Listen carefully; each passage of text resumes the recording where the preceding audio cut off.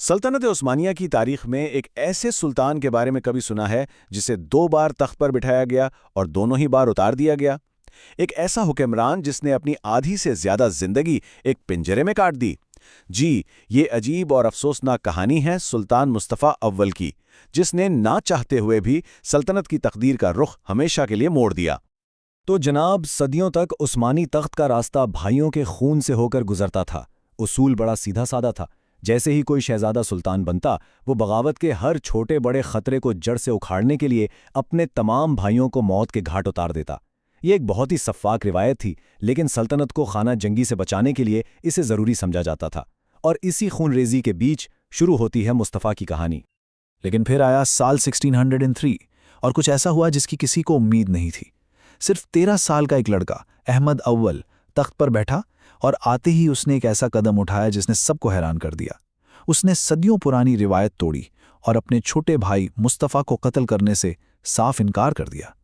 یہ شاید رحم دلی کا فیصلہ تھا، لیکن اس کے نتائج بہت دور تک جانے والے تھے۔ تو ٹھیک ہے، مصطفیٰ کی جان تو بچ رہی، لیکن کیا انہیں آزادی ملی؟ نہیں، ان کی قسمت میں تو کچھ اور ہی لکھا تھا۔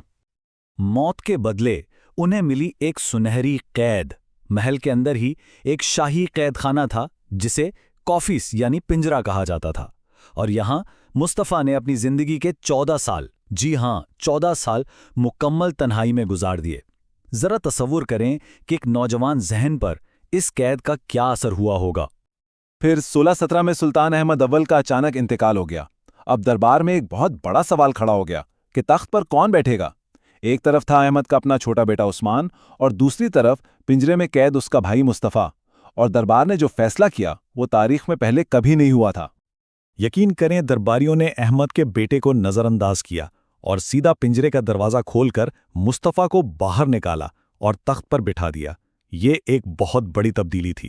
پہلی بار سلطنت کا اصول باپ سے بیٹے والا نہیں، بلکہ خاندان کے سب سے بڑے مرد والا بن گیا، یعنی بھائی سے بھائی کو تخت ملے گا۔ اس ایک فیصلے نے سب کچھ بدل دیا۔ تو جناب، قیدی شہزادہ اب سلطان بن چکا تھا، پنجرے سے سیدھا تخت پر۔ لیکن کہانی یہاں سے ایک نیا اور بہت ہی عجیب موڑ لیتی ہے۔ لیکن اصل سوال تو یہ تھا کہ جو شخص 14 سال دنیا سے کٹ کر رہا ہو، کیا وہ اچانک سے اتنی بڑی سلطنت کو سنبھال سکتا تھا؟ یہی وہ سوال تھا جو سب کے ذہنوں میں تھا۔ اور اس کا جواب بہت جلد ملنے لگا۔ اسی دور کے ایک تاریخ دان ابراہیم پچوئی لکھتے ہیں کہ درباریوں کو فوراً ہی اندازہ ہو گیا کہ سلطان ذہنی طور پہ پریشان ہے۔ ان کی حرکتیں اتنی عجیب تھیں کہ سب پریشان ہو گئے کہ یہ سلطنت کیسے چلائیں گے۔ اور نتیجہ صرف 96 دن، جی ہاں صرف 96 دن بعد مصطفیٰ کو تخت سے اتار دیا گیا اور واپس اسی پنجرے میں بھیج دیا گیا جہاں سے وہ آئے تھے۔ تو یہاں آ کر ایک بڑا سوال پیدا ہوتا ہے، کیا مصطفیٰ واقعی دیوانے تھے، یا پھر یہ سب ان کے خلاف ایک بہت بڑی سیاسی سازش تھی؟ دیکھیں، جو لوگ کہتے ہیں کہ وہ ذہنی طور پر ٹھیک نہیں تھے، وہ کچھ بڑی عجیب و غریب باتیں بتاتے ہیں، جیسے کہ وہ دربار میں اپنے وزیروں کی پگڑیاں کھینچ لیتے تھے، ان کی داڑھیوں سے کھیلتے تھے، یا پھر محل کی کھڑکی سے پرندوں اور مچھلیوں پر سونے کے سکے پھینکتے رہتے تھے۔ مطلب انہیں سلطنت کے کاموں سے کوئی لینا دینا ہی نہیں تھا۔ لیکن کہانی کا ایک دوسرا رخ بھی ہے۔ کچھ لوگوں کا ماننا ہے کہ یہ پاگل پن کی ساری کہانیاں اصل میں ان کے دشمنوں نے پھیلائی تھیں تاکہ انہیں تخت سے ہٹانے کا کوئی بہانہ مل سکے، اور ثبوت یہ ہے کہ انہوں نے فوج اور بحریہ کے معاملات میں دلچسپی بھی دکھائی تھی۔ تو ہو سکتا ہے یہ سب ایک ڈرامہ ہو۔ اب شاید لوگ سوچ رہے ہوں گے کہ بس کہانی ختم، لیکن نہیں، مصطفیٰ کی قسمت میں ابھی ایک اور ٹویسٹ باقی تھا، اور یہ پہلے سے بھی زیادہ حیران کن تھا۔ تو ہوا یہ کہ مصطفیٰ کو ہٹانے کے بعد ان کے بھتیجے عثمان دوم سلطان بن گئے، لیکن صرف 4 سال ہی گزرے تھے کہ فوج یعنی ینیچری نے بغاوت کر دی اور انہوں نے نوجوان سلطان کو بہت بے دردی سے قتل کر دیا۔ اب تخت خالی تھا، تو باغیوں نے کیا کیا؟ وہ سیدھا گئے اور مصطفیٰ کو ایک بار پھر پنجرے سے نکال کر تخت پر بٹھا دیا۔ لیکن اس بار مصطفیٰ سلطان صرف نام کے تھے، اصل حکومت تو ان کی والدہ حلیمہ سلطان اور ان کا وزیر اعظم چلا رہے تھے۔